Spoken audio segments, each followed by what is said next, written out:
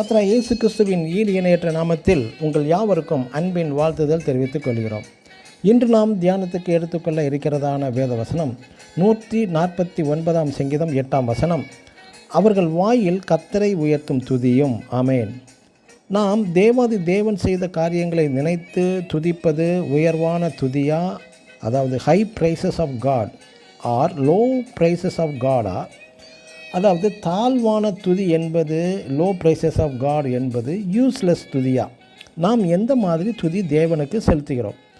உதாரணமாக, ஒருவன் பெற்ற நன்மைகள், ஆசீர்வாதங்கள் மற்றும் சிலரது வியாதிகளிலிருந்து விடுதலை, சுகம், கஷ்டத்திலிருந்து விடுதலை மற்றும் ஆபத்திலிருந்து நம்மை பாதுகாத்தார், சுகம், ஆரோக்கியம் தந்துவிட்டார் என்று வாரம் லிஸ்ட்டு போட்டு சபையில் எழுந்து சாட்சி சொல்லுகிறோம். இது தவறே இல்லைதான். இப்படிப்பட்ட துதி ஒரு தாழ்வான துதி, பிரயோஜனமற்ற துதி என்றும் பரிசுத்த வேதம் நமக்கு இங்கே குறிப்பிடுகின்றது.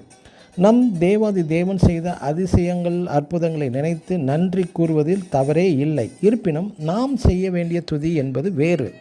அதாவது நீங்கள் பெற்ற ஆசீர்வாதங்களை இழக்க நேரிடும் போது, அதாவது யோபு போல, கர்த்தர் கொடுத்தார், கர்த்தர் எடுத்தார், கர்த்தருடைய நாமத்துக்கு ஸ்தோத்திரம், நன்றி என்று யோபு 1 வசனத்தில் சொன்னது போல நாம் சொல்ல தயாராக வேண்டும்.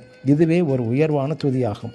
அடுத்து, தேவன் உங்கள் ஜெபங்களுக்கு எந்தவித பதில் தராத பட்சத்தில், உங்களை தேற்ற அநேக வாக்குத்தத்தங்கள் வந்தும் எந்த பலனும் இல்லாத பட்சத்தில், அதாவது ஆபிரகாமை போல தேவனை மகிமைப்படுத்த முடியுமா உங்களால்?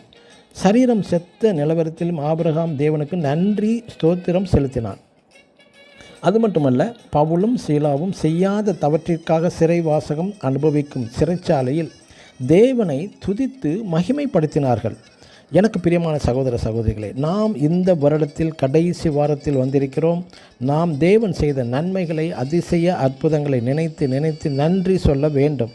அது மட்டுமின்றி, இந்த கொரோனா மூலம் அநேக நஷ்டங்கள், அநேக தோல்விகள், அநேக கடன் தொல்லைகள், அநேக சத்துருக்கள் மற்றும் உங்களை சபிக்கிறவர்கள் அநேகர் எழும்பியும் கூட இருக்கலாம். பிரியமானவர்களே, மத்தேயு 5:44 வசனத்தில், சத்துருக்களை சிநேகியுங்கள், உங்களை சபிக்கிறவர்களை ஆசீர்வதியுங்கள், பகைக்கிறவர்களுக்கு நன்மை செய்யுங்கள் மற்றும் இவர்களுக்காக ஜெபம் பண்ணுங்கள்.